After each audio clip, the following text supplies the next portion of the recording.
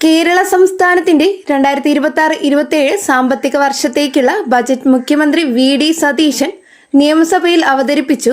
ഒരു സംസ്ഥാനത്തിന്റെ ഒരു വർഷത്തെ സാമ്പത്തിക പ്രവർത്തനങ്ങളുടെ മുഴുവൻ ചിത്രവും ഈ രേഖയിലുണ്ട്. വരുമാനം എവിടെ നിന്ന് ലഭിക്കും, ആ തുക ഏതൊക്കെ മേഖലകളിലേക്ക് ചെലവഴിക്കും എന്നതിന്റെ വിശദമായ കണക്കാണ് ബജറ്റ്.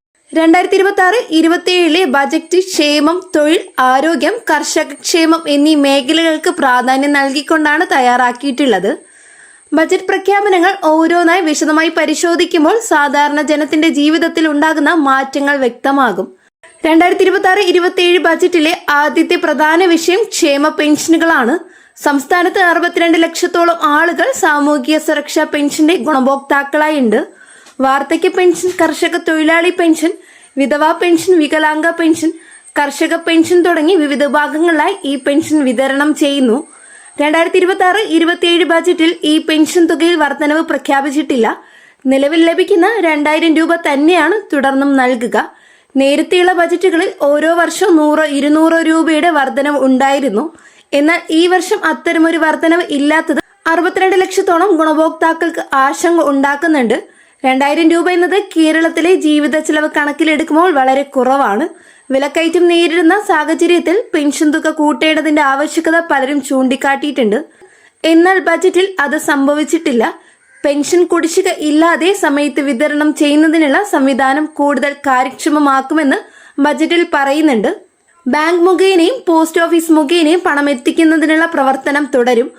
കുടിശ്ശിക ഒഴിവാക്കി എല്ലാ മാസവും പെൻഷൻ കിട്ടുന്ന അവസ്ഥ ഉറപ്പാക്കേണ്ടതാണ് സർക്കാരിന്റെ ലക്ഷ്യം. പെൻഷൻ തുക കൂട്ടിയില്ലെങ്കിലും കൃത്യമായി ലഭിക്കുന്നത് ഒരു ആശ്വാസമായി കാണാം. ക്ഷേമ പെൻഷൻ മാത്രം ആശ്രയിച്ച് ജീവിക്കുന്നവരുടെ എണ്ണം കേരളത്തിൽ വളരെ കൂടുതലാണ്. അവരുടെ ദൈനംദിന ചെലവുകൾക്ക് ഈ 2000 രൂപ വലിയ പങ്ക് വഹിക്കുന്നു. ഭക്ഷണം, മരുന്ന്, വൈദ്യുതി ബിൽ എന്നിവയ്ക്ക് ഈ തുക ഉപയോഗിക്കുന്നു. അതിനാൽ പെൻഷൻ തുകയിലെ മാറ്റമില്ലായ്മ സാമൂഹിക മാധ്യമങ്ങളിൽ പൊതുചർച്ചകളിൽ വലിയ ചർച്ചയ്ക്ക് വഴിവെച്ചിട്ടുണ്ട്. തൊഴിലുറപ്പ് പദ്ധതിയാണ് ബജറ്റിലെ അടുത്ത പ്രധാന ഇനം. ജൂലൈ 1 മുതൽ VBG റാംജി എന്ന പേരിൽ പുതിയ തൊഴിലുറപ്പ് പദ്ധതി നിലവിൽ വരും.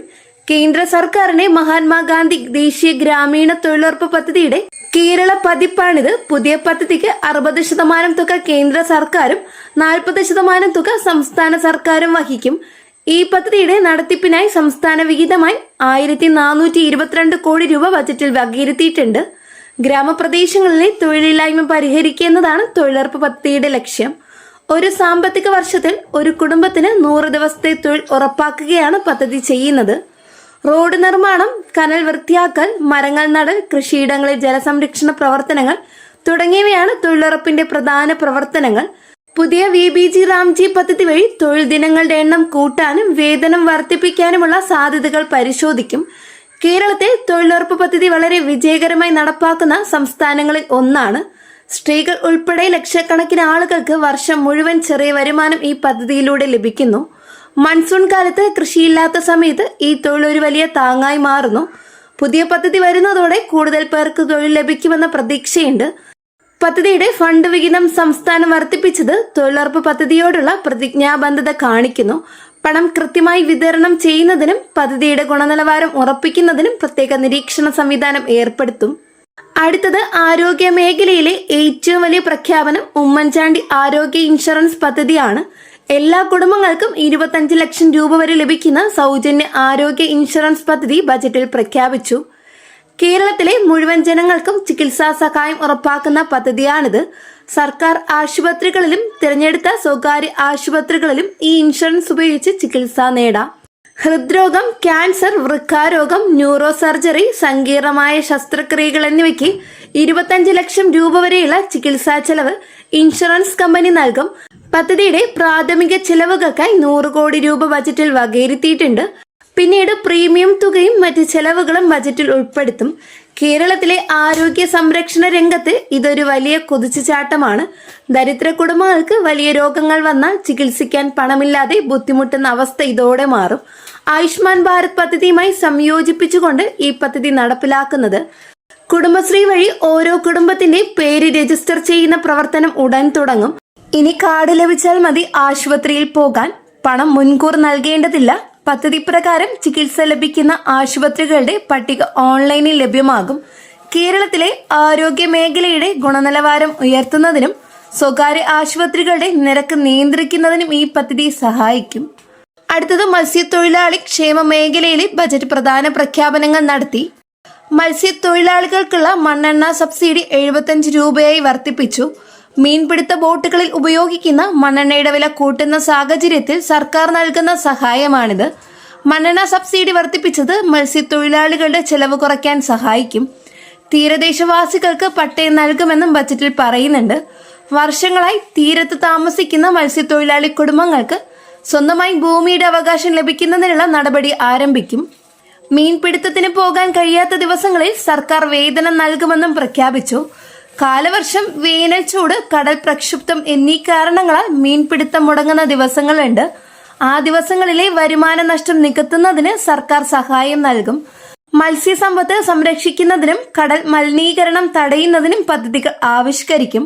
മത്സ്യത്തൊഴിലാളികളുടെ മക്കൾക്ക് വിദ്യാഭ്യാസ സ്കോളർഷിപ്പും ഭവന പദ്ധതിയും തുടരും. തീരദേശ റോഡുകളും ഹാർബറുകളും നവീകരിക്കുന്നതിന് ഫണ്ട് വകയിരുത്തി. കേരളത്തിന്റെ സമ്പദ് വ്യവസ്ഥയിൽ മത്സ്യമേഖലയ്ക്ക് വലിയ പങ്കുണ്ട്. അതിനാൽ ഈ മേഖലയുടെ സംരക്ഷണം ബജറ്റിൽ പ്രതിഫലിച്ചു.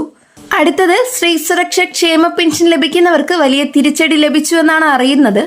BP വിഭാഗത്തിൽപ്പെട്ട 35 വയസ്സിനും 60 വയസ്സിനും ഇടയിൽ പ്രായമുള്ള സ്ത്രീകൾക്ക് മാസം 1000 രൂപ വീതം നൽകുന്ന സ്ത്രീ സുരക്ഷ പെൻഷൻ പദ്ധതി കഴിഞ്ഞ സർക്കാർ അവസാന മാസങ്ങളിൽ നടപ്പിലാക്കിയ പദ്ധതിയാണ്. ഫെബ്രുവരി മാസത്തിലും മാർച്ച് മാസത്തിലും മാത്രമാണ് 1000 രൂപ വീതം വിതരണം ചെയ്തത്. ഏപ്രിൽ മാസത്തിൽ പിണറായി സർക്കാരും മെയ് മാസത്തിൽ സതീശൻ സർക്കാരും സ്ത്രീ സുരക്ഷാ പെൻഷൻ വിതരണം ചെയ്യുകയുണ്ടായില്ല. ഈ വർഷത്തെ പുതുക്കിയ ബജറ്റിൽ ഇതിനായി ഫണ്ട് അനുവദിച്ചതായി കണ്ടില്ല. അതിനാൽ ഈ പദ്ധതിയിൽ അംഗങ്ങളായവർക്ക് ഇനി തുക ലഭിക്കാനുള്ള സാധ്യത കുറവാണ്. ഇതുമായി ബന്ധപ്പെട്ട് കൂടുതൽ വിവരങ്ങൾ ലഭിക്കുകയാണെങ്കിൽ കൃത്യമായി അറിയിക്കുന്നതാണ്. ഇതുകൂടാതെ സ്ത്രീകളുടെ സാമ്പത്തിക സുരക്ഷയ്ക്കായി മറ്റു പദ്ധതികളും ബജറ്റിൽ ഉൾപ്പെടുത്തിയിട്ടുണ്ട്. കുടുംബശ്രീ വഴി സ്ത്രീകൾക്ക് ചെറുകിട സംരംഭങ്ങൾ തുടങ്ങുന്നതിന് വായ്പയും പരിശീലനവും നൽകും. ഗാർഹിക പീഡനം നേരിടുന്ന സ്ത്രീകൾക്ക് സംരക്ഷണ കേന്ദ്രങ്ങളും നിയമസഹായവും നൽകുന്നതിനുള്ള ഫണ്ട് വർദ്ധിപ്പിച്ചു. ജോലി ചെയ്യുന്ന സ്ത്രീകൾക്ക് ക്രെച്ച് സൗകര്യങ്ങൾ കൂടുതൽ സ്ഥലങ്ങളിൽ ആരംഭിക്കും. സ്ത്രീകളുടെ സുരക്ഷയും സ്വാതന്ത്ര്യവും ഉറപ്പാക്കുന്നതിനുള്ള നയങ്ങൾ ബജറ്റിന്റെ ഭാഗമാണ്. ഇതുകൂടാതെ ക്ഷേമനിധി ബോർഡുകൾ ലയിപ്പിക്കുന്നതിനുള്ള തീരുമാനവും ബജറ്റിലുണ്ട്.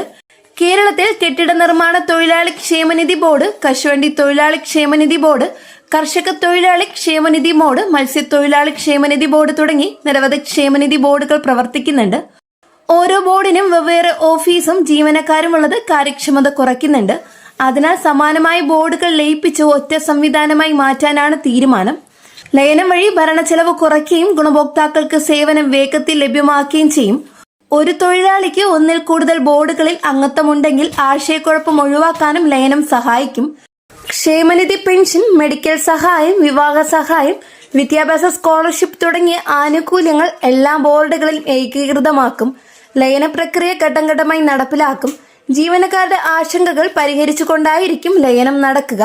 ഗുണഭോക്താക്കൾക്ക് ഒരു കൗണ്ടറിൽ നിന്ന് എല്ലാ സേവനവും ലഭ്യമാകുന്ന അവസ്ഥ ഉണ്ടാകും. ക്ഷേമനിധി ബോർഡുകളുടെ ഫണ്ട് സുതാര്യമായി കൈകാര്യം ചെയ്യുന്നതിനും ലയനം സഹായിക്കും. 2026-27 ബജറ്റ് മൊത്തത്തിൽ നോക്കുമ്പോൾ ക്ഷേമ മേഖലയ്ക്ക് ഊന്നൽ നൽകിയിട്ടുണ്ട്. ക്ഷേമ പെൻഷൻ തുക കൂട്ടിയില്ലെങ്കിലും കൃത്യമായി വിതരണം ചെയ്യുന്നതിന് ഊന്നൽ നൽകുന്നു. തൊഴിലുറപ്പ് പദ്ധതിക്ക് കൂടുതൽ ഫണ്ട് അനുവദിച്ച് ഗ്രാമീണ തൊഴിലില്ലായ്മ പരിഹരിക്കാൻ ശ്രമിക്കുന്നു. ഉമ്മൻചാണ്ടി ആരോഗ്യ ഇൻഷുറൻസ് വഴി എല്ലാ കുടുംബത്തിനും വലിയ ചികിത്സാ സഹായം ഉറപ്പാക്കുന്നു. മത്സ്യത്തൊഴിലാളി ക്ഷേമത്തിനും സ്ത്രീക്ഷേമത്തിനും പ്രത്യേക പരിഗണന നൽകുന്നു. ക്ഷേമനിധി ബോർഡുകൾ ലയിപ്പിച്ച് ഭരണം കാര്യക്ഷമമാക്കുന്നു. ബജറ്റിലെ ഓരോ പ്രഖ്യാപനവും നടപ്പിലാക്കുന്നതിന്റെ വിജയമാണ് കേരളത്തിന്റെ ഭാവിയെ നിർണ്ണയിക്കുക. ഫണ്ട് കണ്ടെത്തൽ, അഴിമതി ഇല്ലാത്ത വിതരണം, സുതാര്യത എന്നിവ ഉറപ്പാക്കിയാൽ ബജറ്റ് ലക്ഷ്യങ്ങൾ പൂർണ്ണമായി നേടാൻ കഴിയും. കേരളത്തിലെ ജനങ്ങൾ ഈ ബജറ്റ് പ്രഖ്യാപനങ്ങളെ സൂക്ഷ്മമായി വിലയിരുത്തും. ബജറ്റ് ഒരു പുസ്തകമല്ല, അത് ജനങ്ങളുടെ ജീവിതവുമായി ബന്ധപ്പെട്ടിരിക്കുന്നു. ഓരോ വീട്ടിലെയും ജീവിത ചെലവും വരുമാനത്തിലും ബജറ്റ് നേരിട്ട് സ്വാധീനം ചെലുത്തുന്നു. അതിനാൽ ബജറ്റ് ചർച്ചകൾ തുടരണം. ജനങ്ങളുടെ ആവശ്യങ്ങൾ കൂടുതൽ മനസ്സിലാക്കി ഭാവി ബജറ്റുകൾ കൂടുതൽ ജനകീയമാക്കണം. കേരളത്തിന്റെ വികസനവും ക്ഷേമവും ഒരുപോലെ മുന്നോട്ട് പോകുന്നതിനുള്ള വഴിയാണ് ഈ ബജറ്റ് കാണിക്കുന്നത്. വളരെ പ്രധാനപ്പെട്ട ഇൻഫർമേഷനാണ് ഇന്നത്തെ വീഡിയോയിലൂടെ ഷെയർ ചെയ്തിട്ടുള്ളത്. ഈ ഒരു വീഡിയോ നിങ്ങൾക്ക് യൂസ്ഫുൾ ആയെങ്കിൽ ചാനൽ സബ്സ്ക്രൈബ് ചെയ്യുക. ഇനിയും ഇതുപോലുള്ള അപ്ഡേറ്റ്സ് ദിനംപ്രതി ഈ ചാനലിലൂടെ ലഭിക്കുന്നതായിരിക്കും. കൂടാതെ നിങ്ങളുടെ സുഹൃത്തുക്കളിലേക്ക് ഷെയർ ചെയ്തെത്തിക്കുക. നെക്സ്റ്റ് ഒരു അപ്ഡേറ്റ്സുമായിട്ട് വീണ്ടും പുതിയൊരു വീഡിയോ കാണാം. എല്ലാവർക്കും നന്ദി, നമസ്കാരം.